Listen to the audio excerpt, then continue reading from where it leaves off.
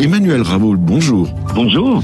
Donc, grande déception pour le monde de l'information, entre autres de l'information continue. Nous avons perdu un journaliste, nous avons perdu un reporter, journaliste radio aussi vous avez été, et télé pendant 17 ans, réalisateur de documentaires, de grands reportages. Et vous avez été touché, comme beaucoup de personnes, par le fameux burn-out. Oui, exactement. Ouais. Accumulation de travail, d'horaires décalés, des soirs et puis surtout beaucoup d'années de matinale. Accumulation de stress aussi parce que mon boulot était, j'ai fait de la veille sur les réseaux sociaux dans une chaîne d'information en continu, donc j'étais en permanence soumis à une avalanche d'informations angoissantes, violentes, parfois complètement déprimantes. Et ben tout ça jusqu'au burn-out au printemps 2016. Mais comme du pire peut venir le meilleur, et en touchant le fond avec mon burn-out, j'ai fini par rebondir et m'ouvrir à une nouvelle vie autour des plantes maintenant. Mais c'était le burn-out non seulement sur le rythme de travail, mais aussi sur le contenu, parce que le contenu que vous avez travaillé, mis en valeur pendant de nombreuses années, est effarant et effrayant. Bah oui, c'est ça. Moi, je me suis engagé il y a 20 ans dans le journalisme avec le souhait d'essayer d'alerter, sensibiliser l'opinion publique aux enjeux environnementaux, climatiques. C'est ce que j'ai essayé de faire au travers de mes documentaires et mes grands reportages, mais j'ai souvent été confronté au manque d'intérêt pour ces sujets de la part de mes rédacteurs en chef et encore plus des patrons de presse. Et c'est vrai qu'on m'a demandé de plutôt me focaliser sur Twitter, ses fake news, son infotainment et puis aussi son ultra-violence. Et en fait, c'est vrai qu'on a l'impression de faire des choses qui correspondaient pas du tout à ce que j'avais initialement voulu. Ça m'a vraiment à un moment donné l'impression que cette carrière journalistique avait été vaine, d'alerter l'opinion publique. Et mon burn-out c'est vraiment beaucoup basé là-dessus, sur cette incapacité à réussir à faire passer le message et à sensibiliser l'opinion. Ouais. Vous allez vous former à l'école des plantes à Paris, à la botanique et également aux plantes médicinales, avant de lancer votre marque d'infusion et de tisane de santé.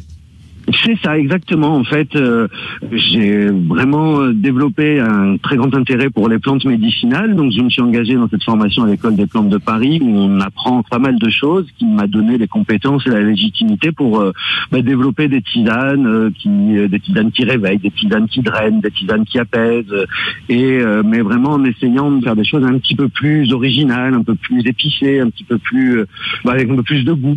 Donc voilà, j'ai lancé avec Unconditional Love by Plants ma marque d'infusion il y a presque 2 ans, que je vends sur les marchés et puis en ligne avec mon site internet unconditionallovebyplants.fr. Oui. Ça, c'était la première phase de ma reconversion.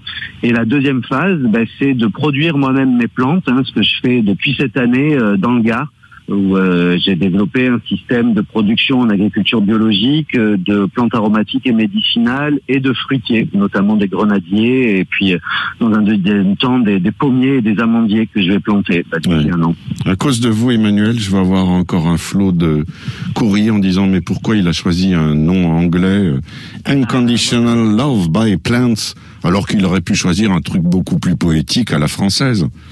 C'est vrai, c'est une bonne remarque et je l'accepte, mais en fait, alors c'est parce que j'ai un rapport avec la langue anglaise qui est assez intime, et puis en fait, c'est que Unconditional Love by Plants, ça parle de l'amour inconditionnel que nous donnent les plantes en fait, et l'expression marchait mieux en anglais qu'en français, parce que si on dit l'amour inconditionnel des plantes, on va penser que c'est l'amour inconditionnel qu'on pourrait avoir pour les plantes, alors qu'en disant Unconditional Love by Plants, c'est vraiment l'amour inconditionnel que nous donnent les plantes. Et depuis que je me suis lancé dans cette reconversion, bien que ce soit beaucoup de travail, les choses sont alignées et fluides, comme on dit, tout se place globalement bien, et ça c'est quand même une grande source de satisfaction. Unconditionallovebyplants.fr pour l'adresse, c'est un petit peu compliqué, mais vous allez la trouver sur nos pages d'émission, puis on va vous mettre l'adresse aussi de la plateforme tinalagui.com sur lequel vous donnez des informations sur le changement de vie.